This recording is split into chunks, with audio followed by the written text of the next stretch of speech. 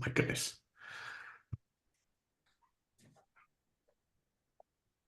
Okay, tell you what, let's make a start. So, yeah, good evening, everyone. We've got nearly 30 people here, which is a fabulous turnout. So, thank you very much for giving up some of your Thursday night.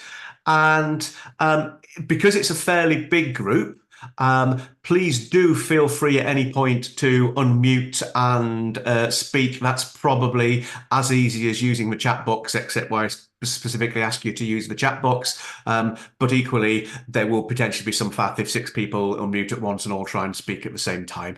So yeah, let's try it. Just unmuting when you want at first, and then we'll take it from there. As far as structure goes for this evening, I've got maybe 20 minutes, half an hour of stuff, which I think is really important. And then we've got as much as you like. We've got a bit of a choose your own adventure option as to whether then we can go off on lots of different directions. But anyway, heads down for about half an hour of stuff to kick us off. So there'll be the obligatory slightly awkward 10 seconds whilst I try and share my screen.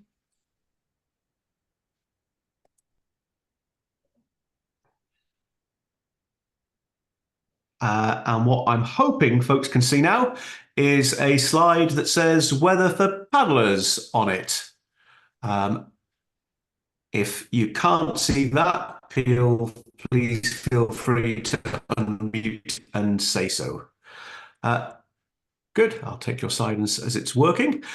So I guess very, very quickly, just a little bit about me and where I'm coming from. So for me, my first proper job after uni was as a meteorologist on an Antarctic base. I've then worked for the Met Office as a weather forecaster for about 3.5 years. So weather, I guess, was my job for quite a long time. And since then, I've been playing around teaching paddling. So although it's not my job, it's a massive part of my life. So most of my time I spend out on the water, plenty of time on sea kayaks, plenty of time on SUPs, plenty of time on canoes and whitewater kayaks. I also paraglide a little bit, which would be a sport where the weather and particularly what the wind is doing in both a side to side and an up and down direction feels really, really important. So that has some good things, which is that I guess I've got a reasonable amount of weather knowledge. It does have some bad things because it means sometimes when you ask a question, you might send me off on some massive tangent. So please feel free to unmute and interrupt, or please feel free to unmute and message if you need to nudge me back in a different direction. So I guess first question, and I think with a big group, maybe the best way to do this would be to put things into the chat box. Is what stuff actually matters to you, and what weather stuff is actually important to you out on the sea? So I think just message away into the chat box.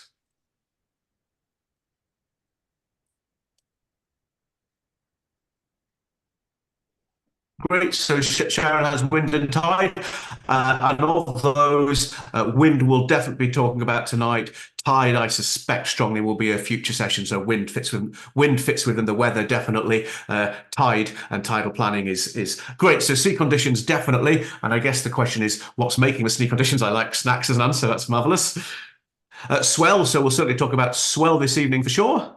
From Eric, sea conditions, yeah, and I guess it's what stuff's making those sea conditions fab. So wind direction, wind speed for sure.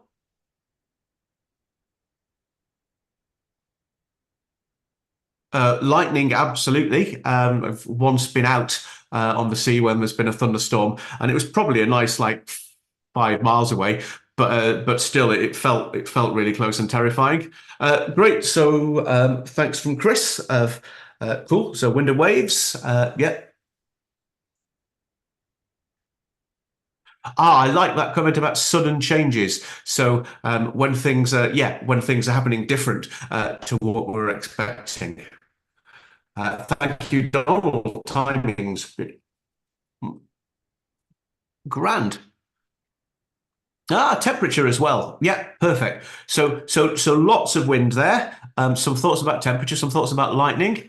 I guess to me, of the things that are weather, these would be the ones that feel like they're most important. Cool. So I think just somebody's got the annotate button, so I'm just going to clear that. But if you can try and clear that as well, that would be brilliant. Cool. So I think look at wind, look at swell, look at viz, temperature, and weather, and I'll try and pick up your comments about thunderstorms as well. Wind feels like the most obvious thing. Wind, personally on the sea, I just naturally speak the language of Beaufort forces, which is weird because when I'm flying, I speak the language of kilometers an hour. So it really doesn't matter what scale we use as long as we can relate that to the conditions we're getting and the conditions we're expecting to get.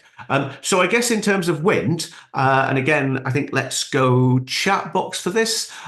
What sort of things catch us out with the wind? Yeah, absolutely. I'll get you to do a copy of the PowerPoint. Yes, yes, Elaine.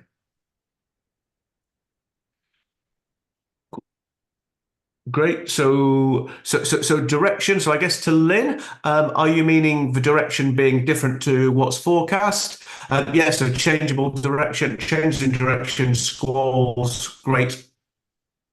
Offshore. Brilliant. Just out of interest, can you just quickly, if you're a stand-up paddleboarder, could you put SUP in the message box? If you're a sea kayaker, could you put sea kayak or SK or something like that in the meeting chat? And if you're something else, can you put the something else? Ah, what a cool mix. Oh, I like the something else. Allowed to say what the something else is as well.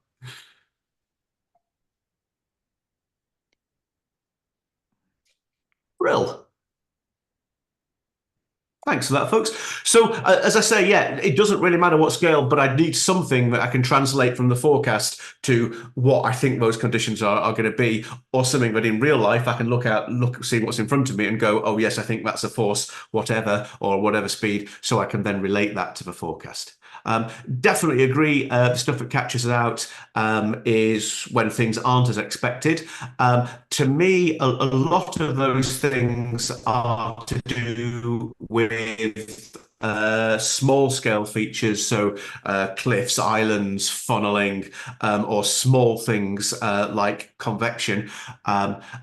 Grant, I think so. I'm a pretty terrible stand-up paddleboarder, but I think it goes wrong differently in the different crafts. So for me, yeah. In fact, let's have as a question. So in again in the chat box, what are your least favorite wind directions in terms of do you like it? Is it hardest with the wind to with you, against you, coming from the side, coming from behind you?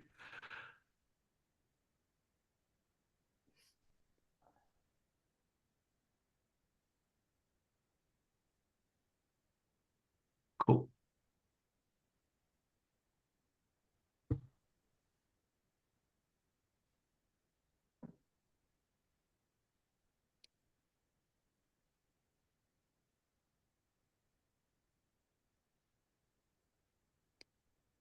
Fabulous. Yeah, great answers, folks. And I feel for the sea kayakers, I feel with people who are fairly early in their sea kayaking development, it feels like stuff from the behind them or from a bit off to the side, so they can't see the stuff coming. Seems to make things really tricky for folks. And I reckon as folks gradually loosen up and kind of get their heads around that a little bit more, eventually, I think there comes a point where you just can't paddle forwards anymore when the wind's coming directly at you. So whereas stand-up paddleboard, yeah, I definitely take the comment about offshore, and it's great that the messaging about offshore winds and SUPs is coming through. And then in terms of actually being able to control the thing, if I'm standing up on it, then yeah, for me, definitely side on is where I feel at my least stable. And I guess for all the stand-up paddleboarders who know far more than me, I guess there comes a point when we're kneeling, there comes a point where we're completely prone and just yeah, paddling away with our hands to try and make it upwind. Cool. So I think maybe different things going wrong for the different craft. Uh, excuse me.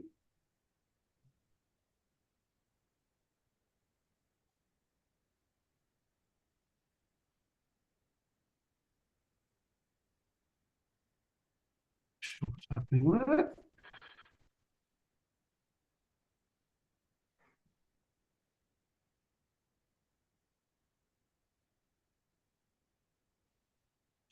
A second.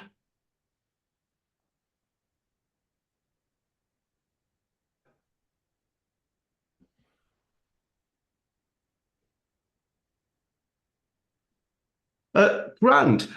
Swell. Then, are folks happy with the kind of distinction between short period, little choppy wind waves that we get when the wind is blowing over the water now versus swell being where the wind is blowing over the water for hundreds, thousands of miles potentially, and we end up with a lot longer, a lot bigger, but a lot more spaced waves. So you might have a period of like 12, 14, 16 seconds between all the different waves. So for example, in the picture here, there's definitely swell. Like if you look at where the person taking the picture is compared to the paddler, they're probably a good meter or two higher than them. And again, if we look at the sea, there's actually not that much going on, except that we're just gradually going up, up, up, up, up, up, up, up, up, down, down, down, down, down, down, down, down, down, until that swell reaches the coast. And then obviously when the swell, which is the shallow stuff, it's got a ton of energy and you get massive exploding breaking waves. So for me, swell is the big issue. It's launching, it's landing. It can definitely be quite daunting, particularly if you're not used to it, and suddenly the horizon's not a straight line anymore, but a curvy one. And again, it'd be really interesting to find your experience. But I found people who don't normally get seasick in chop sometimes get seasick in the swell. So do post up in the chat box if you have had kind of similar experiences. So swell.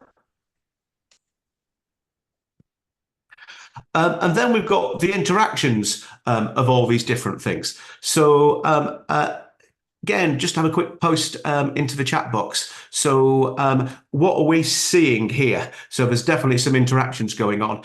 Is there actually much wind going on in this picture, do we think?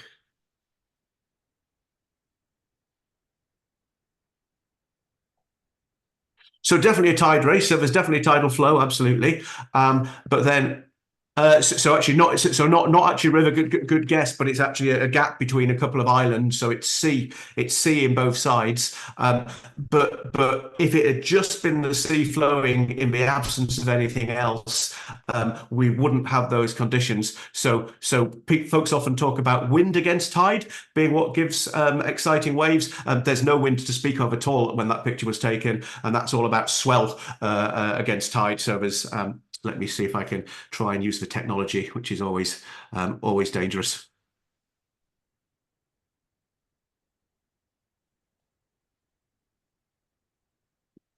So there's the tidal flow.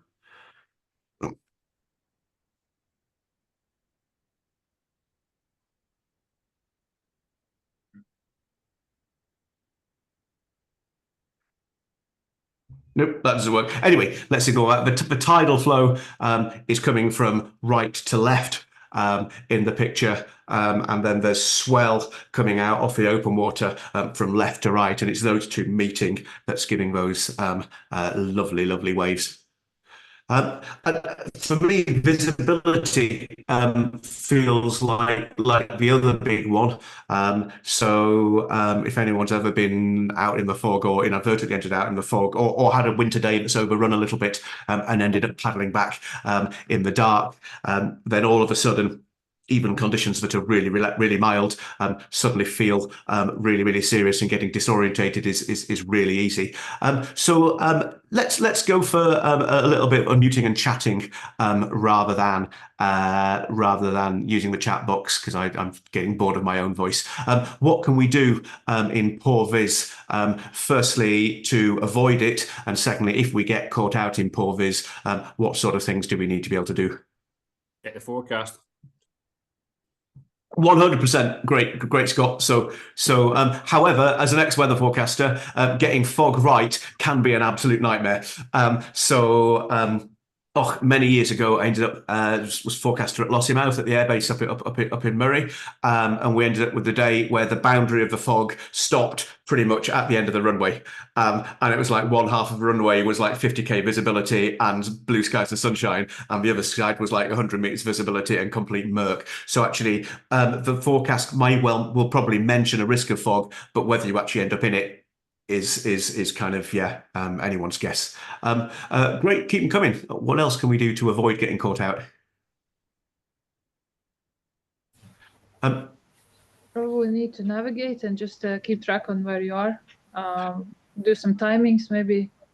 Yeah, absolutely, 100%. So I guess being confident in our ability to nav um, uh, in poor visibility or in the dark, and that can be anything from the very big picture, like I know if I go east, I will hit land. At that point, I will turn left. I will eventually end up at the harbour I came from, and actually that seems plenty good enough to solve the problem. Or that could be breaking things down into lots of little legs, lots of bearings, lots of timing, and again, I guess I'm of an age where map and compass is my first place I go, and often GPS is my second place I go. Whereas I feel like anyone who's any younger than me probably has GPS as the first place to go and map as the backup. And it is rather wonderful when you're in the fog and you can just have a little dot moving around the map and know precisely where you are.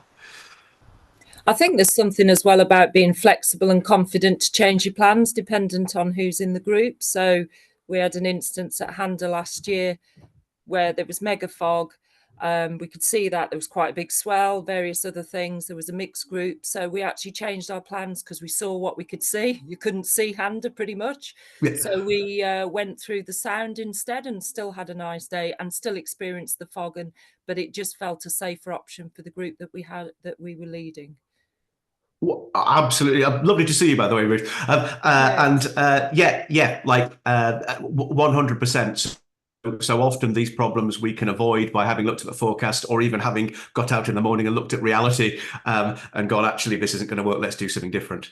Having said that, I have definitely had days, particularly on expeditions, where you don't have that luxury to move, where you can see the fog bank in the distance and you're very much playing okay, so it was there an hour ago, can I still see that thing I could see? And sometimes you get that sort of sad where you're just gradually losing more and more and more features, and I guess we're recognizing, having enough spare brain to recognize that's happening, being okay, like I need to get my bearings sorted now, I need to have my stuff sorted now, rather than waiting till it's all gone grey and soupy. Grand. Just give me a moment.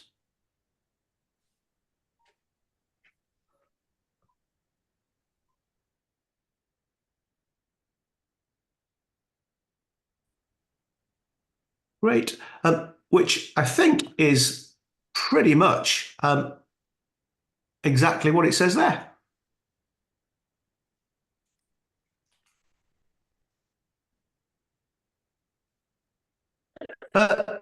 Cool. Let's do this. I think with a big group, let's do this in the chat box. So we'll all of us, whatever craft we're on or in, have a set of conditions where it's not right for us, it's not right for our group anymore. I remember years ago writing some stuff that was like, oh, well, this is appropriate conditions for sea kayakers, this isn't. And that was actually rubbish because it totally depends on the sea kayak, it totally depends on the stand-up paddleboarder. So if you're okay and you're willing to share, can you just have a little post of actually what are the conditions where you're starting to think, you know what, I don't like this anymore? And that might be about wave heights, that might be about wind speed.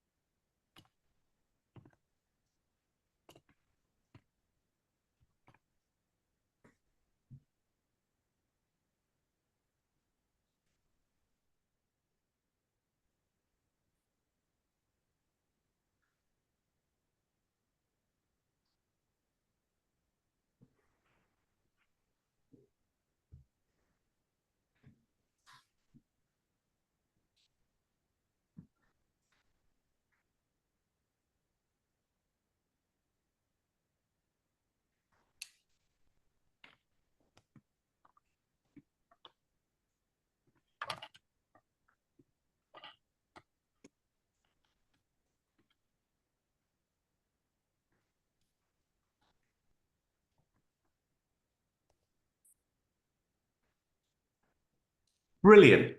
Thank you. Yeah, exactly that, Jane. Exactly that. Yeah, there comes a point where we just, even if we are going forwards, we're going forwards, and then you stop to throw down a Mars bar, and suddenly you're back where you started from. So yeah, absolutely.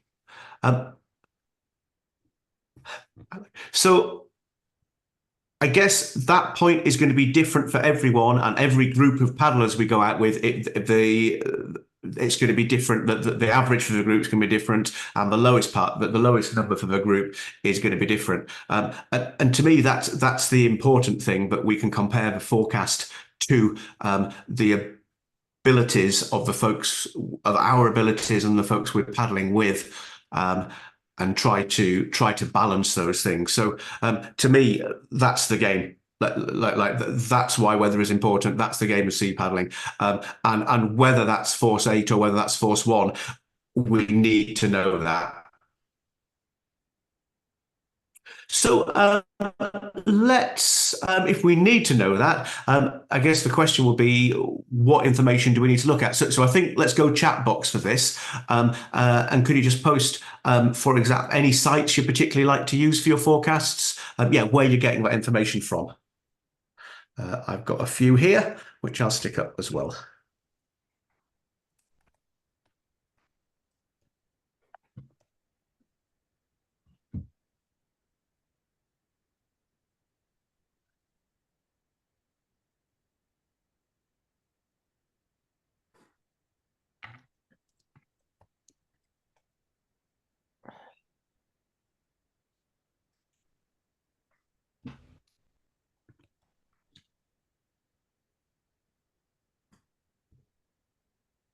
Great. So great choice of sites, and just a few little bits of background information about them. So the global models that are run to produce the weather forecasts are obviously great, big, very mathematically intensive things to run, and therefore require big computers and lots of money. Therefore, it tends to be national organisations that run them. So UK Met Office, great. So that's the British model. There's another model called ECMWF, which is European Centre for Medium Range Weather Forecasting, which is, I'll stick that in the chat box, which is a model which is optimized today's sort of 3 to 7. So if you're trying to look further ahead, ECMWF might be a marginally better model. A great question about what to use for southern Spain. So the answer is any global model, any of the global models. So the American model is called GFS. They make their data available for free. So where the Met Office makes some data available for free, but then you have to pay for more stuff. GFS is available for free. So sites like XC Weather will be one way of looking at GFS. So lots of sites that are free. The Norwegians have their own models. So YR.no again is a great choice. For the UK, the Met Office have their big scale model available for free. So when you go on the Met Office website, that's where the information comes from. They then have a much finer, more detailed model which captures islands and the shape of land much more effectively, but you have to pay for that. However, the French model, the French small-scale model, which is a thing called Arpège, which I will put in the chat box as well. That model, if you can find it, is available for free and does cover the UK. So that's also worth having a little look at. And the website for that, or one website where you can view that, is, I'm just about to put into the chat box now, is meteocil.fr.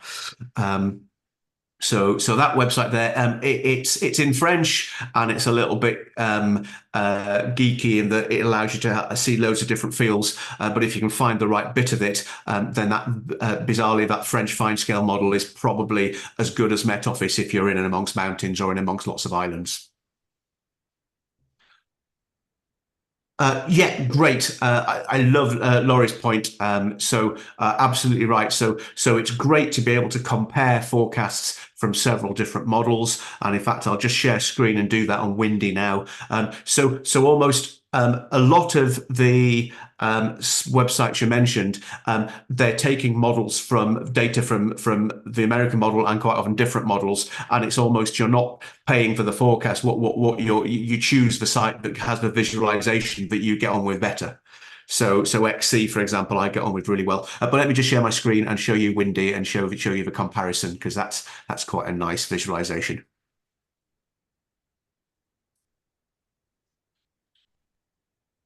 On Windy, so windy.com, if I go onto this site here, and let's pick a time, so let's say middle of Saturday, and then if I click somewhere, then I can get a forecast for that place. When I drop down on that, that'll bring me up a forecast for that particular place.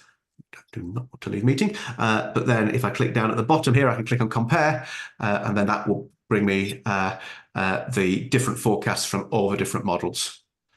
So what I'm really enjoying for Saturday is that although there's a little bit of variation, fundamentally all of those different models are telling me the same story, which is that wind is from roughly somewhere between south and southwest. And it's going to be somewhere between force 2 and force 4, and more likely sunnier in the afternoon. And it feels like it with a reasonable amount of confidence. Cool. Let me just scroll back through the text boxes and see if I can find any other useful comments in there. Chris, like your comment about the Orkney harbours. Yeah, absolutely. If you've got actual local webcams or local weather stations, then being able to access what's actually going on in real life, as well as what's happening in the model, is a super useful thing.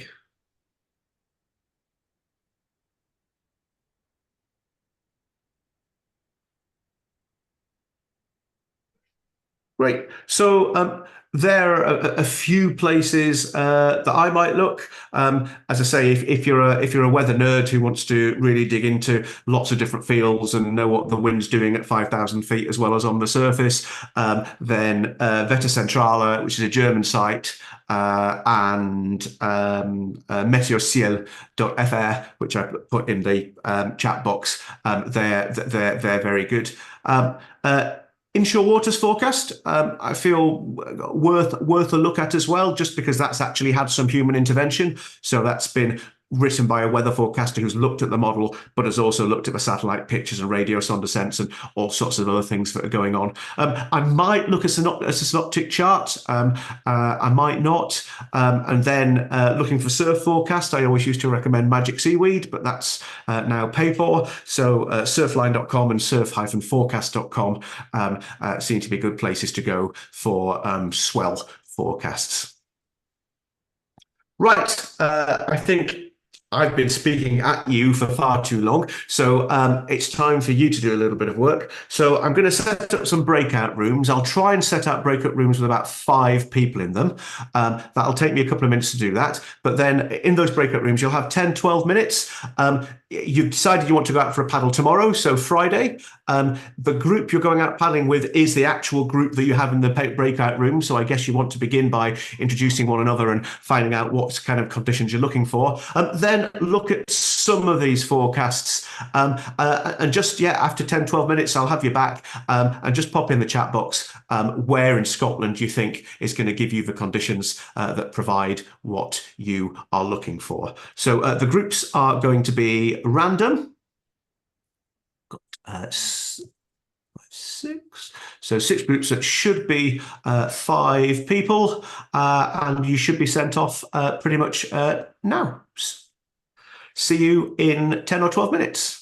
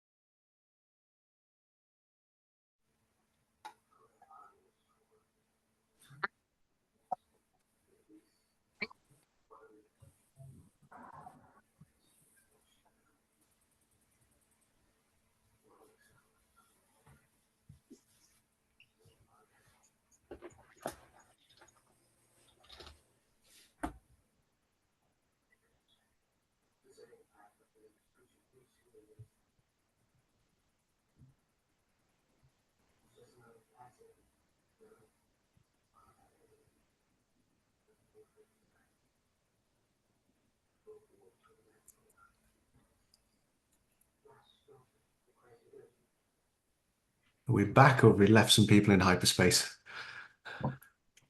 Ah.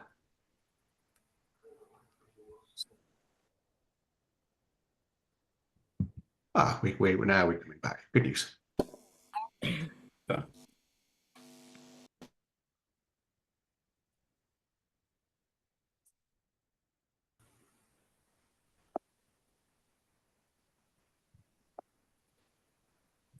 Just a few questions that were on the chat box. There was a question about sites for forecasting for Spain.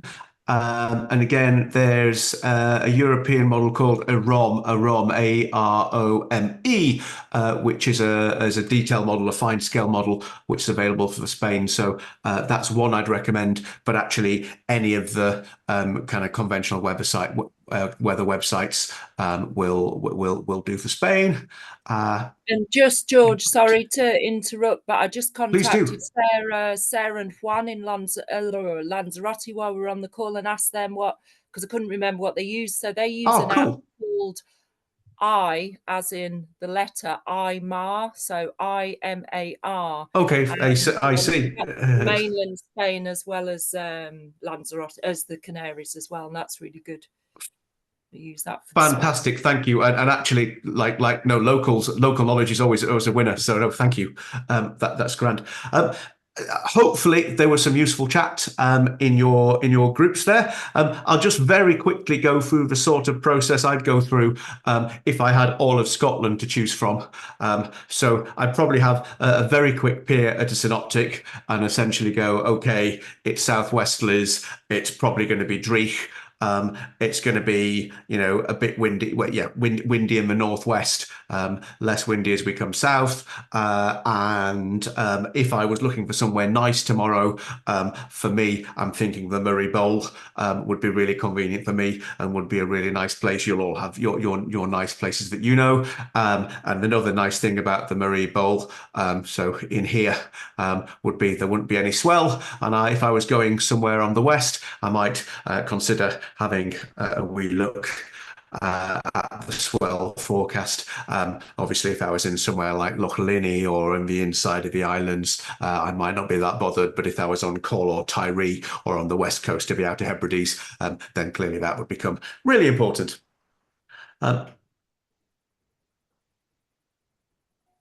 So that's all about getting the forecast to plan where we go and what we do. And I loved Ruth's comment about, oh, well, based on that, we might choose to do something different. But also it's great to have lots of plan Bs anyway available to us. Yeah, what information do we want to pay attention to whilst we're actually out on our paddle? And I think for this one, feel free to unmute and chat.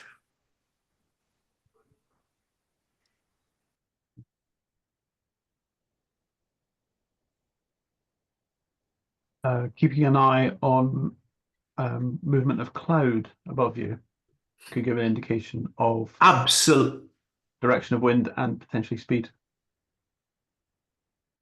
Great. So direction and speed, and with a little bit of knowledge, it might start us to give an idea of how the weather's developing as well. So that could be from the point of view of, are those little fluffy clouds that look like, what 5-year-olds draw when they try and draw sheep? Those little things, are those gradually getting bigger and bigger as the day's getting on? Or that might be on a bigger picture, is that front that was coming towards us? Is that front that was coming towards us that the forecast had arriving in 6 hours' time actually looking like it's going to arrive in 3 hours' time? Is that line of showers that was meant to be coming through actually looking now in the distance like it's not really going to amount to anything, like just the little fluffy clouds have thickened up a little bit, but there's clearly no rain coming out of it, and I'm not losing any visibility. Yeah, brilliant. So the Mark 1 eyeball, I think, is our most important observation tool when we're out in the water. So definitely the clouds. Anything else?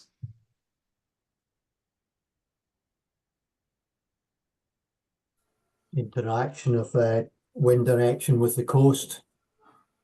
100%. So when we're looking at local stuff, and by that, Don, we're thinking about kind of like channeling and funneling and shelter and exactly that. So we've got a feel from both what we feel on our face and from what the little waves are doing as to what the wind direction is, or what the real wind direction is. But then absolutely looking at our map, what, you know, is that going to be squeezing through a narrow gap? Are we going to be in shelter? Are we going to be the exposed coast? Brilliant. Anything else?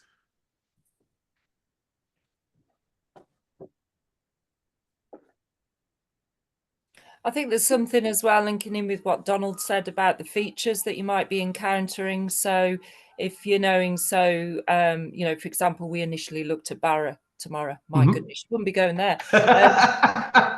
You'd be in for an exciting time.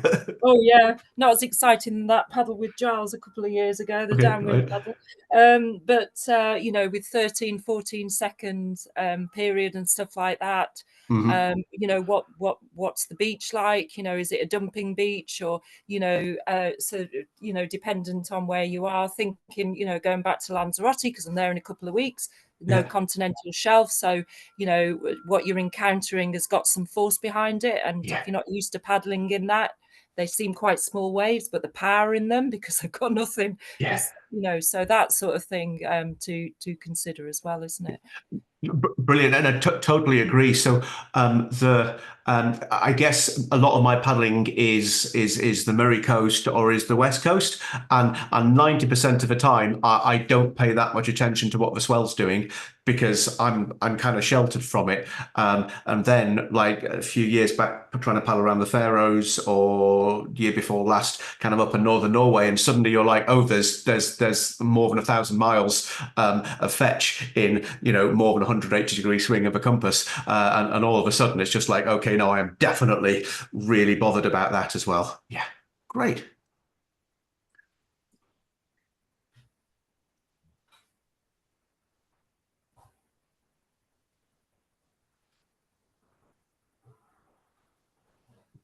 Yeah, absolutely. Clouds we mentioned, wind, wave, weather, how that's going to interact with the coast.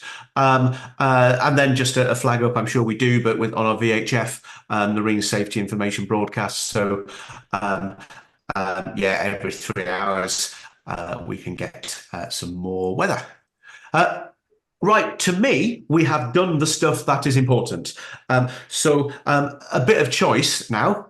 And I think we'll do this just via voting on the chat box. So 3 options. So one would be another chance to go into breakout rooms to look at the weather through a place and plan another day together. If that's what you want, then stick the word plan in the chat box. We could look at the big picture, how the weather works. So a little bit of the underlying meteorology and a bit of a deeper dive into synoptic charts. If you want that, then put big in the chat box, or alternatively we can look at the small stuff. So what Donald was talking about, so how the wind interacts with the coast and things then like sea breezes, funneling, shelter, in which case put small. So I think if you put plan or big or small into the chat box, and depending on who wins, that will depend on what we do next, decide what we do next.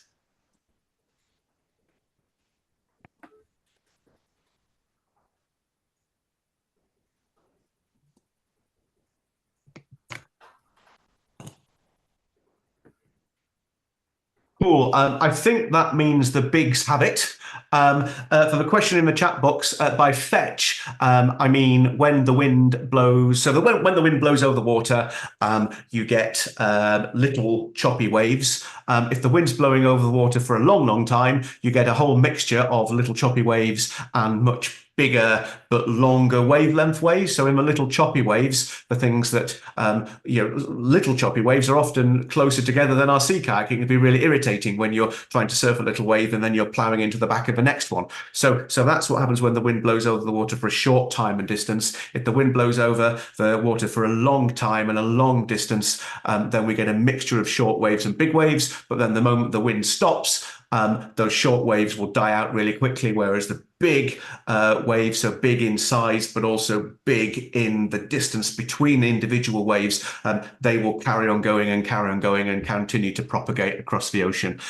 So that was the kind of stuff we were looking at when I showed you that swell chart a little while ago. So that, for example, is trying to show you the size and direction of the big waves as they're coming across the ocean, and so those two, that almost bone shape we've got between the two red bits very much correlates with the lines on the chart, where we've pretty much from, if you can see my mouse pointer down here, up to almost past the north coast of Scotland and on towards Norway, we've got strongish winds blowing from the southwest for, what do we reckon, like 1,500 miles, 2,000 miles, if not more.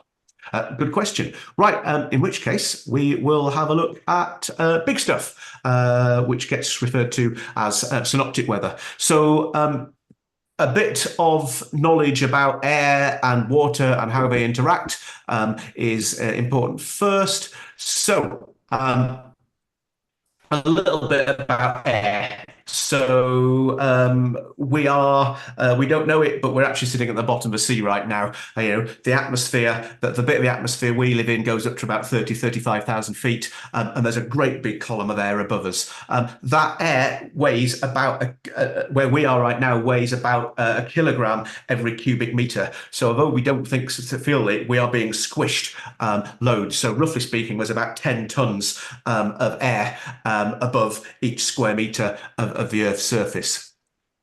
Right, okay, so let me get rid of this up to the top. So yeah, every cubic meter of air down near us weighs about a kilo, and typically has somewhere between like 5 grams of water would be really dry, 25 grams of water would be a really dreek day, and actually probably quite a warm dreek day. Great. Trick question. Where is the steam on this picture? Feel free to unmute and shout out.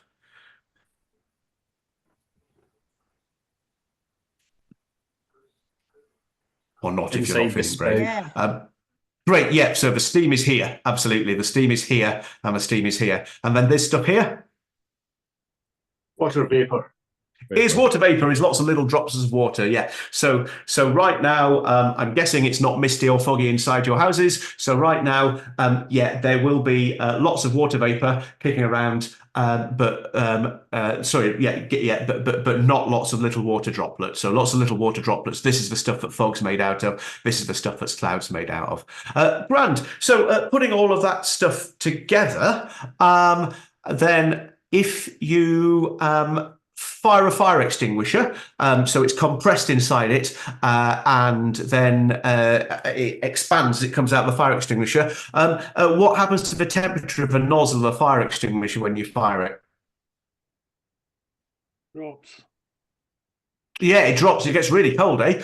And likewise, when you pump up a bike tire, if you touch the nozzle afterwards, that gets pretty hot. So if air is allowed to expand, it cools down. If air is compressed, it warms up.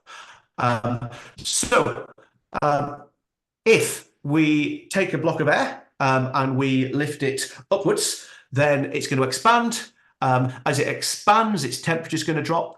And if its temperature drops enough, some of that water that was in there as a gas is going to turn into water droplets. So pressure drops, gas expands, temperature drops, and then the water vapor can condense into little droplets. So that could be clouds, that could be rain. If it was on top of the mountain, we'd call that fog. Likewise, if we've got some cloudy air and we bring it down the way, then eventually it's going to get squished, it's going to warm up. As it warms up, eventually those water droplets, that water is going to evaporate and become gas. So putting all that together, pressure increases, it gets squished, and the cloud, the rain, the weather disappears. So pretty much anything we think of as bad weather in terms of clouds, rain, snow, hail, whatever, is caused by air going up. anything that's good weather is caused by air going down. So pretty much what's meteorology all about? It's trying to work out where air is going up and where air is going down. Air going up is caused by tons of things at tons of different scales, and we're going to look at the big things now. So just after the end of the Second World War, there was an airline going from, if I remember rightly, Africa across the South Atlantic over to Santiago, and it disappeared. And eventually it was found on the wrong side of the Andes. So it had come down too early. It had been in cloud, come down and crashed into the Andes. The airlines at that point used dead reckoning just the same way we do in the CPAG. So they'd be going okay, but rather than going at 6K an hour, they'd be going a wee bit more than that. But anyway, they were encountered a real big headwind that they weren't expecting, and as a result landed or crashed short. And that was kind of part of how the jet stream was discovered. So up in the Northern Hemisphere, we've got this big ribbon of air that's, going quick. So more than 100 miles an hour, up to 250 miles an hour. It goes west to east, but it meanders. So if you were looking down at the jet stream from above the North Pole, it would look like an octopus or a starfish with different length legs sitting on top of the planet, which is exactly what we've got here. So the red bits are the jet. It's where the air is going fast. You can hopefully just see the UK sitting down here. And we're just going to zoom in a moment into this yellow box here. So we're going to change our map projection and zoom in. Pretty much wherever you've got a finger coming down of the jet, like this one, all these fingers will gradually move from west to east. And in front of these fingers, you get a load of ascent, you get a load of air getting sucked upwards. This is what eventually causes low pressure systems, which is what causes all our weather. And if you look at where the jet often sits, you'll see often it's out in the Atlantic at about the right latitude for things to be hitting the UK, which is why the UK gets all the exciting weather. So yeah, zooming in to the UK, so just here, and also just here, you'd be expecting to see some ascent. So you'd be expecting to see potentially a low pressure system starting. Back here, you'd expect to see pressure increasing. So ahead of any of these fingers, the troughs they get called, ahead of any of these troughs, you'd expect low pressure. Behind these troughs, you'd expect high pressure developing.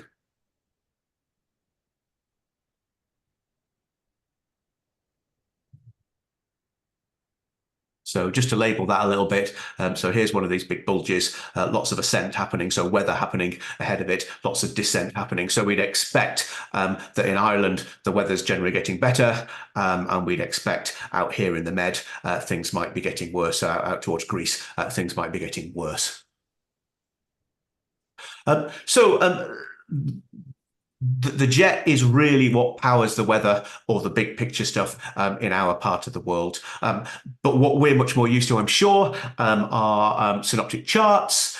So let's delve into those. So feel free to unmute and ask any questions, but otherwise I'll just gradually work my way through this synoptic chart, going over what's what.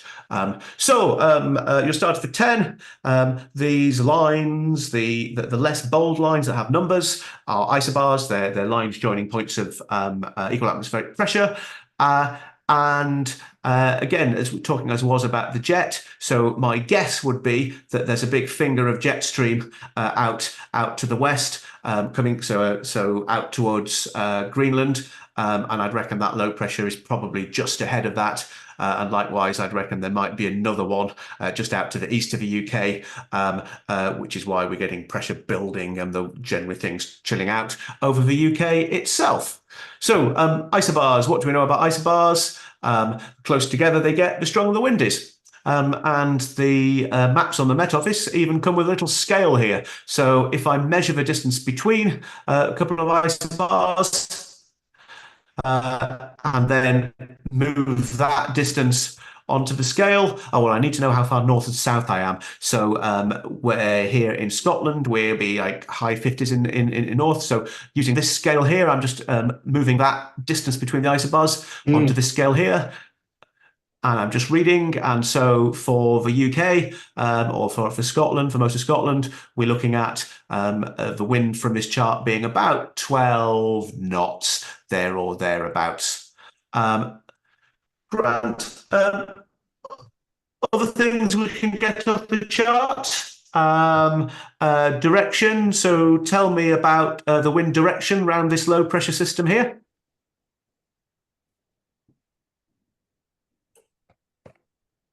Who's anti-clockwise? Yep, brilliant. So in the northern hemisphere, lows are anti-clockwise, highs are clockwise. Or if you prefer that in terms of Boy's ballot law, if I'm standing with the wind at my back, the low pressure is on my left. I'll say that again in slow motion. If I'm standing with the wind at my back, the low, which begins with L, is on my left, which begins with L. But close together, close together, then the stronger the winds. Having said that, if you've got a tight bend round a low pressure, so like we have here, so just to the west of Iceland, you might find that that bend makes the wind a little bit less strong than you'd expect. And likewise, if we have a tight bend around a high pressure, so what we'd call a ridge, like what we have up towards the Faroes, then you might find the wind spade is a little stronger than you'd expect it to be. But essentially, yeah, close together isobars, stronger winds. So yeah, that gradient wind or geostrophic wind, it gets called in some of the books, that's a good guess at what the wind's going to be over at about 2,000 feet up in the air. If you want to make that into what the wind's going to do, it's also a good guess at what the maximum gust is likely to be. If you want to turn that into wind at sea level over the sea, if you go about 3/4 of the speed, and then generally when we take the wind from up in the air down to the land, it will tend to back, that is move anti-clockwise. So if the wind was from the west off the chart, we might expect the wind to be southwesterly. If the wind was from the south off the chart, we might expect the wind to be southeast. So those are some kind of good guesses as to what we might do from that speed off the chart.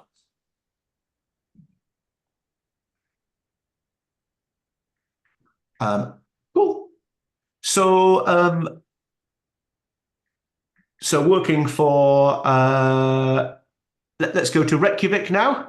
And let's go to Berlin and let's go for answers in the chat box. So what are we expecting on the surface, the wind speed to be and the wind direction to be? So just if you're remembering, so if the wind's coming off the sea, we're maybe going for 3/4 of the speed and backing it maybe 15 degrees off. If the wind's coming over the land and let's say it's daytime, maybe half the speed and backing it off about 30 degrees. So if that makes sense, answers into the chat box and I'll see if I can do the same.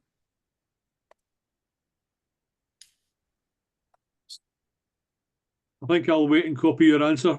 That's all right. That's cool. So, well, I'll tell you what. I'll walk you through Iceland, and then let you do Berlin. So for Iceland, I'm going the winds. The wind off the chart is going to be pretty much from the southwest. It's coming off the sea, so we'll maybe call that south-southwest. So we're going to take it anti-clockwise a little bit. So we'll call it maybe south-southwest for the direction. And then for the speed, and this is not going to be super accurate because I'm just measuring with my fingers. So we're going for, so I guess about 40 knots, given that we're kind of up by 60, so about 40 knots. But again, we're going to be probably the wind straight going for sea, so we maybe go 3/4 of that. So we maybe go for 30 knots. So that'll be my guess. And I'll tell you what. no need to do Berlin.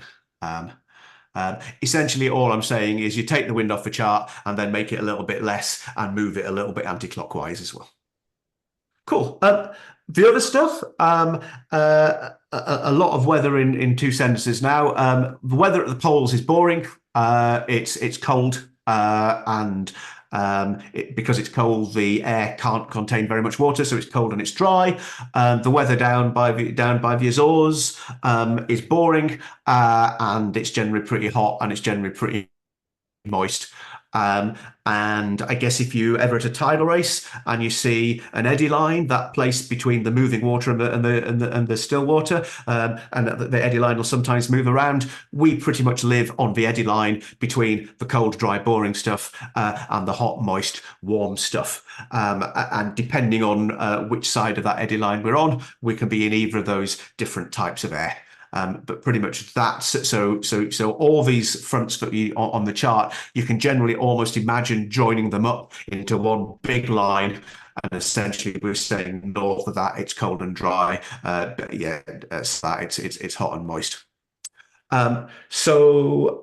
Today we've got, or on that day over the UK, we've got the cold air coming in from the north, and we've got that boundary being pushed further south. So thinking a little bit about those different types of air, the cold air in the Arctic. So if you've got cold air that's come down from the Arctic, what's happened to the temperature of that air as it's coming over in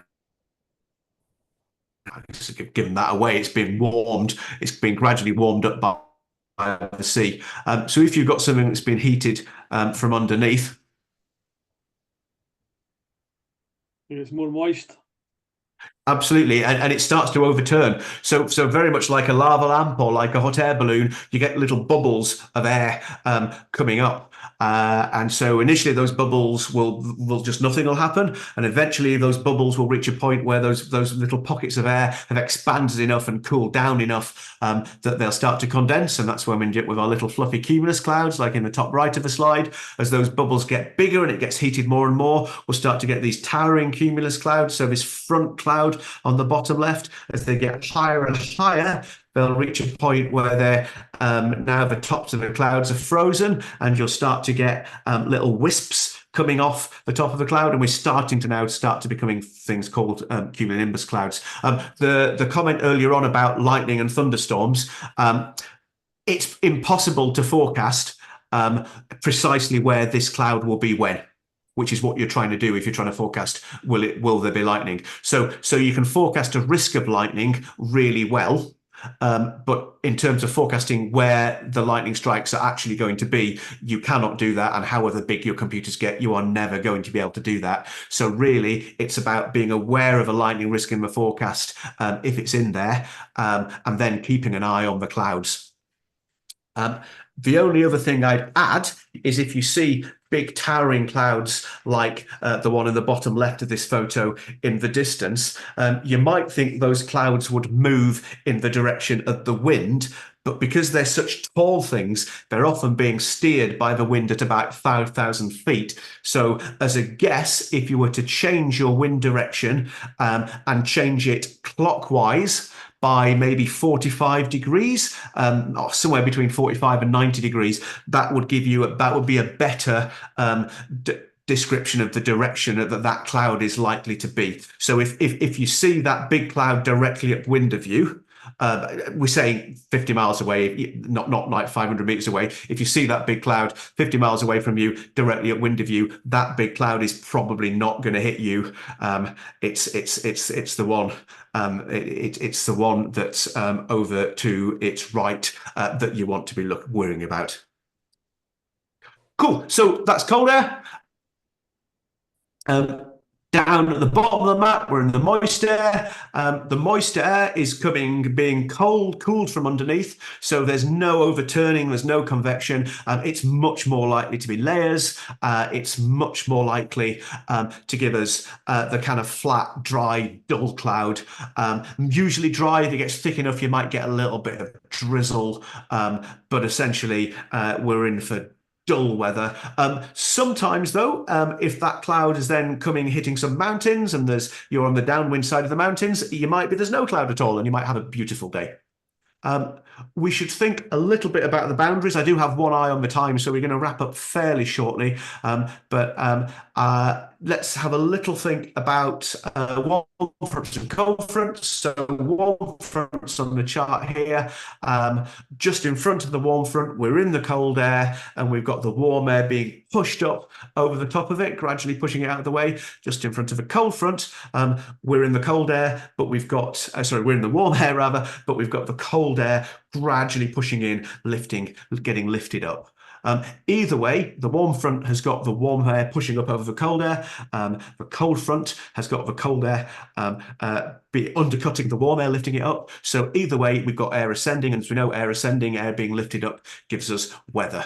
So painting that line on the chart and then looking at that from the side, so maybe where the middle of that high pressure is, the high 1035, looking across at that green line, this is what a section through the atmosphere would look like. So we've got got a warm front out here. Typically that gradient is massively over exaggerated in this. Like typically a steep cold front might be a gradient of 150 up to maybe a gradient of 1 in 400. A cold front's much steeper, typically a gradient of like 1 in 50 to 1 in 100, or sorry, 1 in 10 to 1 in 100. Occlusion is just where a cold front has caught up a warm front.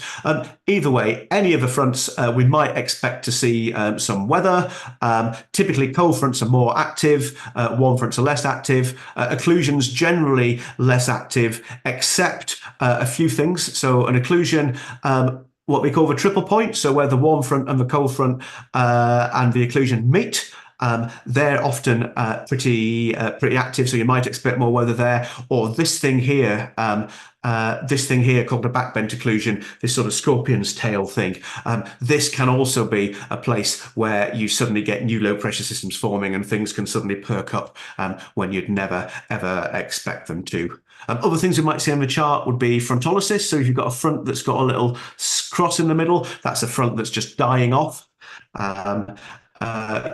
If you've got a front, what looks like a front, but without any arrows or semicircles on it, that's a thing called an upper trough. So that's actually a feature up at the level of the jet stream. And it just means, again, ahead of this, you're going to get some ascent. Behind this, you're going to get a bit of descent. So if you've got showers or anything ahead of that black line, you'd expect, worse weather ahead of it and better weather behind it. However, here's the rub. In an age where I can pull up a site-specific forecast on the phone, and an age where the same computer model that's given me my forecast for the place I'm going has got all this information and has done all this information, does this actually help me? And I'm honestly not sure. So I feel that big picture can be really useful. I feel that big picture can help me go of things are happening a few hours ahead, so it can help me adapt my forecast. It can help me explain what's going on. But if you ask me honestly, if I was out for a day out in the Murray Coast tomorrow, would I necessarily have spent an hour poring over jet streams and synoptic charts? I would have probably looked at a few site-specific forecasts for the place I was going and blagged it from there. But I totally accept that different folks will have different views, and that's okay. Look, thank you for your patience, folks. That turned into loads of talking from me, I'm afraid. But if you've got any questions, I'm really happy to hang around. Other than that, thank you so much for coming. Hope you enjoy the series of sea kayaking sessions. Thank you. Thank you. Thanks, Laurie. That's great. Thanks. Thank you. Thanks, George. Thank you. Thanks, folks.